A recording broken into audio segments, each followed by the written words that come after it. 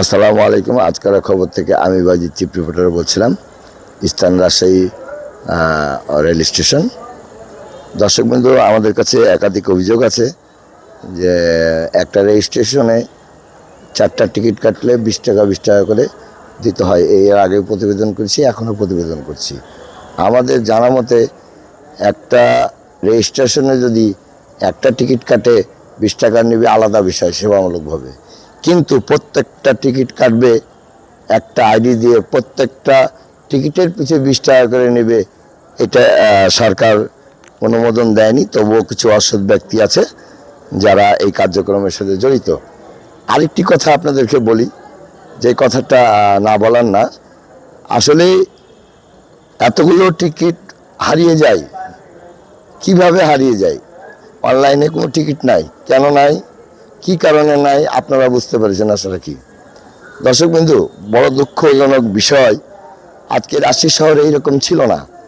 কিছু অসৎ ব্যক্তির জন্য আজকে রাজশাহী শহরের সুনাম ক্ষুণ্ণ হতে যাচ্ছে। দর্শকবৃন্দু, এইটুকু মনে রাখবেন, আপনি অসৎ ব্যক্তি হলে আমাদের কোনো সমস্যা নাই, কিন্তু জনগণের দুর্ভোগ করা যাবে না, এটা আপনার মাথায় রাখবেন। যাই হোক, এই বিষয়ে আমি আর কথা বলবো না। বারবার করে বলছি, 15 দিন থেকে 1 মাসের মধ্যে টিকিট নাই হয়ে যায়, এবং এখন পর্যন্ত অনেকে টিকিট বিহীন হয়তো বা আসবে। সেই টাকা হয়তো সরকার পেতেও পারে, নাও পেতে পারে। এইটা একটা ফাঁদ, অন্য কোনো কিছু না। একাধিক টিকিট তারা আগেই 2 মাস আগে কেটে নিয়ে বসে থাকে।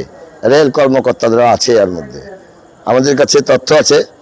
কিছু কিছু রেল কর্মকর্তারা যারা কর্ম করে এখানে, তাদের নামে 6, 7, 8, 10 পর্যন্ত টিকিট থাকে, কেটে নেয় তারা আগে।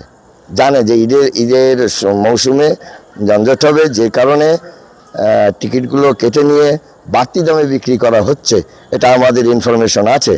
দর্শকবিন্দু, আজকের প্রতিবেদন আমি এখানে শেষ করলাম।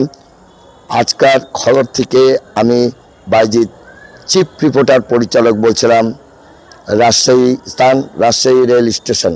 ধন্যবাদ আমার এই চ্যানেলে থাকার জন্য।